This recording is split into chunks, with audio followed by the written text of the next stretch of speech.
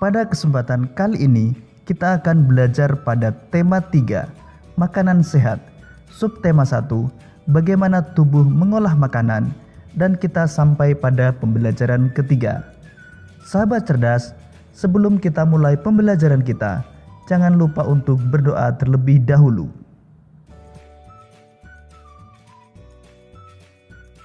Sahabat cerdas, Siti, Udin, dan Lani masih membicarakan sistem pencernaan manusia. Mereka senang membicarakan tentang proses pencernaan yang berlangsung di dalam tubuh. Sekarang simaklah percakapan antara Siti, Udin, dan Lani berikut ini.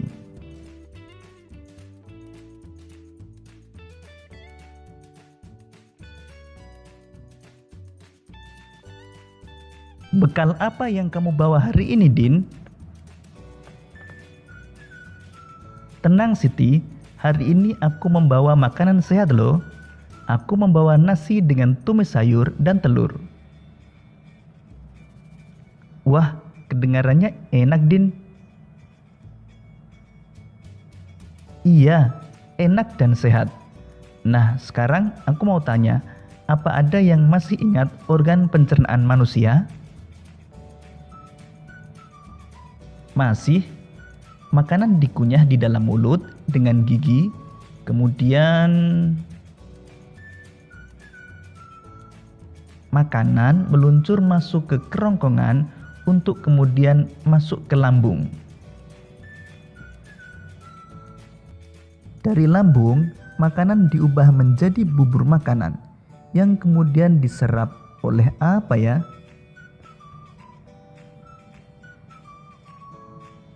Usus halus. Usus halus akan menyerap semua sari-sari makanan, Lan. Selanjutnya, makanan yang tidak dapat dicerna bergerak menuju usus besar. Aku lupa apa yang terjadi saat makanan berada di usus besar ya. Usus besar menyerap air yang terdapat dalam bubur makanan dan menjadi tempat terjadinya proses pembusukan makanan, Din. Kemudian, makanan yang sudah melalui semua proses tersebut masuk ke anus untuk kemudian dibuang. Jangan lupa makan makanan yang sehat ya, teman-teman, agar kesehatan organ pencernaan kita tetap terjaga. Demikian tadi sahabat cerdas percakapan antara Udin, Siti, dan Lani. Sahabat cerdas, makanan sehat tidak selalu harus mahal. Makanan merupakan sumber energi bagi tubuh kita. Untuk lebih jelasnya, mari kita simak bacaan berikut ini tentang makanan sebagai sumber energi.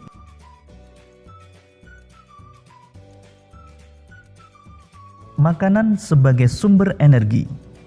Makanan merupakan bahan baku utama bagi manusia untuk memproduksi energi dan memenuhi segala nutrisi yang diperlukan tubuh.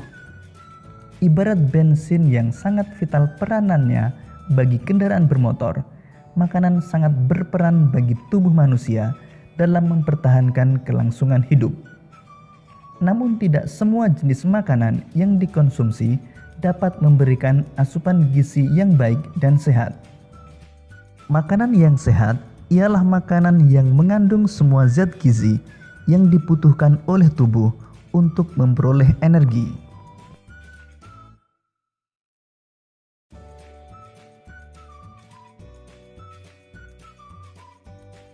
Sahabat cerdas, dalam pemenuhan makanan, manusia tidak dapat bekerja sendiri. Contohnya dalam budidaya padi, manusia melakukan interaksi sosial dan interaksi dengan lingkungan hidup.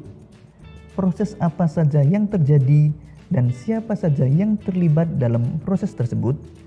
Untuk lebih jelasnya, simak penjelasan berikut ini tentang interaksi sosial. Interaksi sosial adalah hubungan-hubungan sosial yang menyangkut hubungan antar individu, individu dengan kelompok, dan kelompok dengan kelompok. Interaksi sosial amat dibutuhkan untuk kehidupan bersama, sebab individu tidak dapat hidup tanpa individu lainnya. Interaksi dengan lingkungan hidup merupakan interaksi antara manusia dengan lingkungan yang terbentuk secara alami. Gunung, sungai, rawa merupakan contoh-contoh lingkungan alam.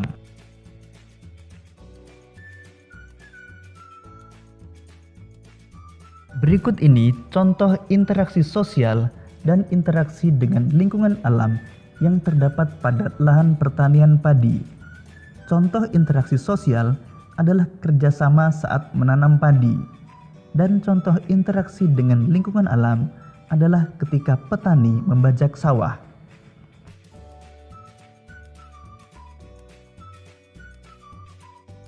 Sahabat cerdas, berdasarkan penelitian pada tahun 2010, konsumsi beras masyarakat Indonesia mencapai 100 kg per kapita per tahun.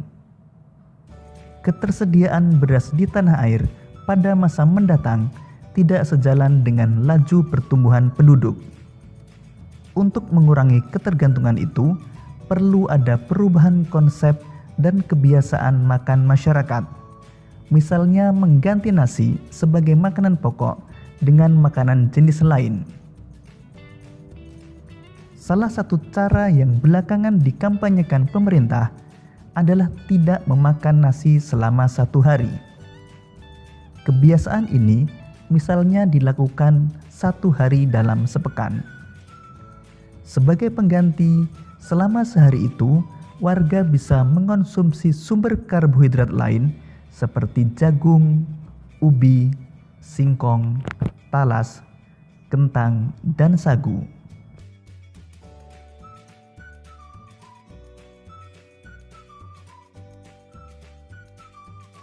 Untuk mendukung upaya pemerintah tersebut, berikut adalah sebuah iklan tentang singkong sebagai pengganti nasi.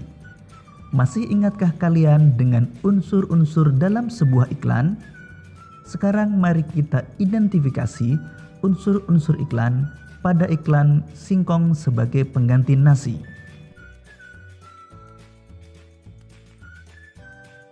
Unsur-unsur iklan yang akan kita identifikasi adalah kalimat iklan, kata kunci, dan gambar.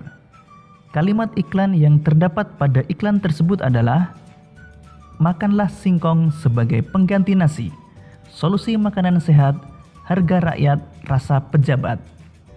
Kata kunci yang terdapat pada iklan antara lain singkong, kandungan singkong, pengganti nasi, makanan sehat, harga rakyat, dan rasa pejabat. Berdasarkan observasi gambar singkong dengan keterangan kandungannya sangat jelas dan kalimat iklannya pun sangat menarik.